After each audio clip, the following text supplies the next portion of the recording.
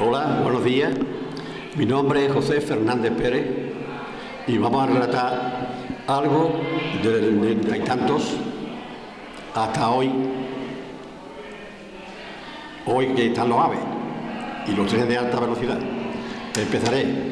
Hoy esto es conmemorativo, de los 150 años del paso de los trenes por Bobadilla. Y por este motivo queremos nosotros, ya veteranos que somos y ya jubilados de mucho tiempo, hacer un comentario de aquella época. Mi padre estaba de camarero en el restaurante de la estación. Perdón. Y yo no quería ser camarero. Entonces, por aquella época, lo más importante que tenía en los ferrocarriles era el telégrafo. Y mi padre, pues tenía amistad con los ferroviarios de allí, y fue mi principio para entrar en el ferrocarril.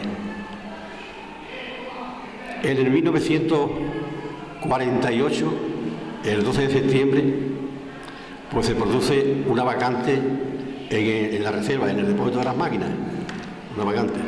Y entonces metieron allí a un subalterno que no quería estar en la oficina porque eso no era su oficio.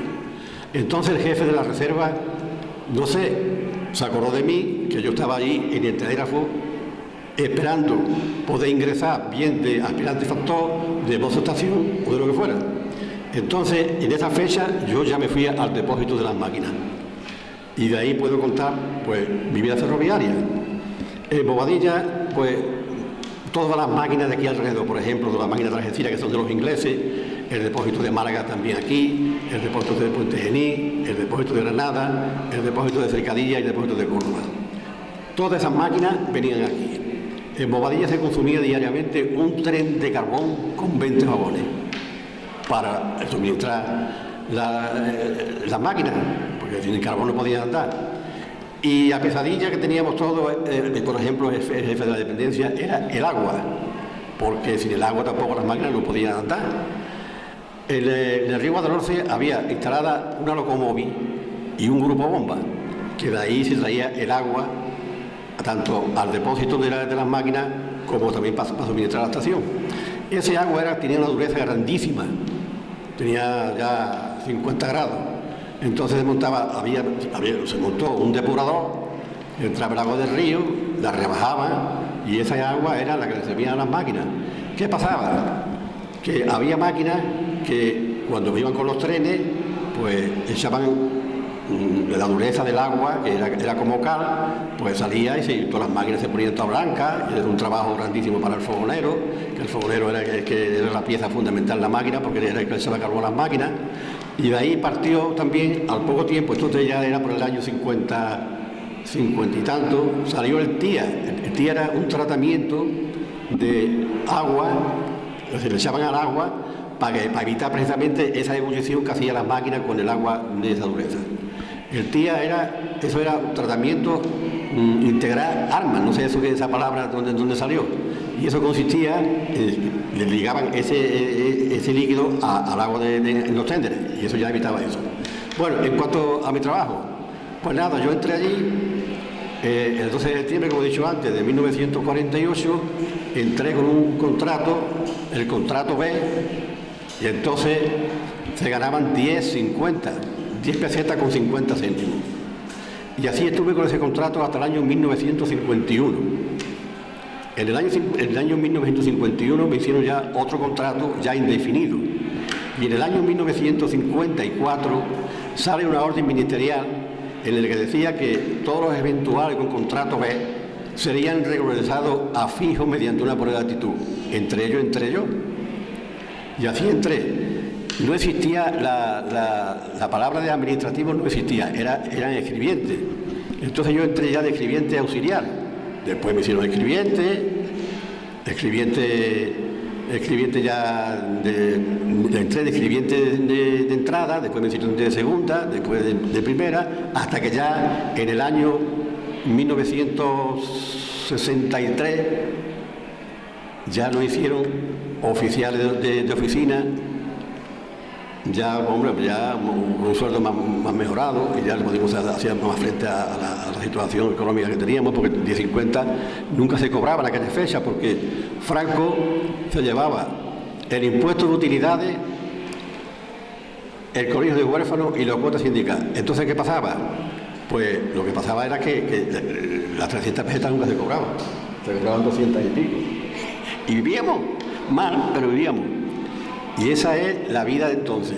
En cuanto a las máquinas tenían muchos problemas, porque, hombre, Bobadilla era un sitio donde entraban tantísimas máquinas y en aquella fecha éramos en el depósito pues sobre 150 ferroviarios, entre personal de carga de carbón, el capataz, los peones, todas esas personas que había allí, personal de taller, personal de maquinistas, personal de fogonero, y eso era un trabajo grandísimo y un trabajo, yo qué sé, eso era un penoso, trabajo penosísimo.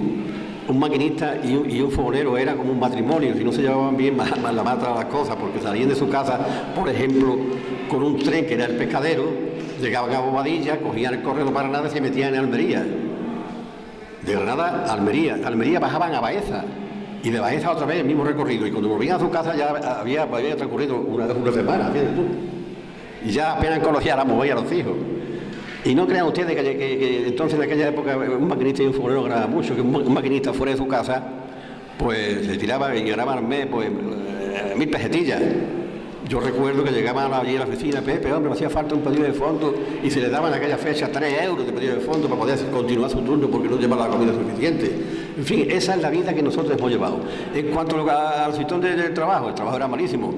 El trabajo era porque no había luz eléctrica, todos los cambios de vía eran farolillos, las luces de los discos eran también a base de aceite, eran unos farolillos de aceite, y eso era muy penoso para el personal. Y así era el ferrocarril de aquella época. Hoy ya había terminado, porque hoy pues se monta, yo la primera vez que me monté en el AVE y me siento, y en el coche de los AVE pues hay un panel, ese panel pone el número del tren, el número de asientos y a la velocidad que va corriendo. Y yo cuando vi que aquello se ponía en 300 kilómetros por hora, se me puso los vellos de punta, acostumbrado a que uno iba a Málaga a por el economato, a hacer un viaje de Málaga por cualquier cosa, y cogía el correo, y de Málaga aquí echaba el correo 2 horas, pues yo iba allí como que iba en un avión, iba asustado, perdido. Y creo que si había aprovechado algo de lo que he dicho, pues yo creo que ya muchas cosas ya no se pueden decir. De aquella época, el personal también sufrió mucho, pobrecito. Mucho, enganchando los vagones ahí en esos azores. Se metían ahí para enganchar los vagones, los enganchadores, los guardacujas. Faltó circulación que no paraba. En fin, yo creo que he hecho un resumito por lo alto de lo que en aquella época era el ferrocarril. Y gracias por todo.